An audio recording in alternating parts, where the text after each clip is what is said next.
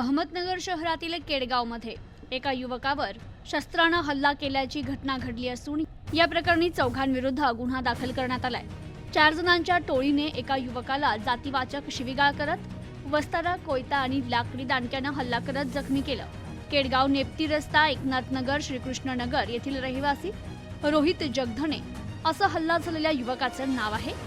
या घटनेत जखमी झालेल्या या युवकाला तात्काळ रुग्णालयात उपचारासाठी दाखल करण्यात आलं असून या युवकानं दिलेल्या जबाबावरून कोतवाली पोलीस ठाण्यात संग्राम गीते, अबुजर राजे, अभि लाड आणि एक अनोळखी यांच्या विरुद्ध गुन्हा दाखल करण्यात आलाय। रोहित जगधने यांच्या आईने यांच्या मामाकडून 68,000 रुपये हातउसने घेतले होते। ते पैसे परत देण्यासाठी रोहित सायंकाळच्या सुमारास जात असताना लालानगर येथील पाण्याच्या टाकीजवळ संग्राम गीते आणि इतरांनी त्याला अडवलं। यावेळी जातीवाचक शिवीगाळ करत त्याच्यावर वस्ताऱ्यानं हल्ला केला, तसेच कोयत्याचा धाक दाखवत मारण्याची धमकी दिली।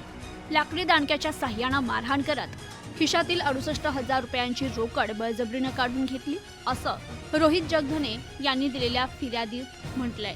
तर त्यांनी दिलेल्या जबाबावरून कोतवाली पोलिसांनी चौघांविरोधात गुन्हा दाखल केला असून या प्रकरणाचा अधिक तपास नगर शहर पोलीस उपअधीक्षक अमोल भारती हे करतायत। Bureau report, news today 24, Ahmednagar.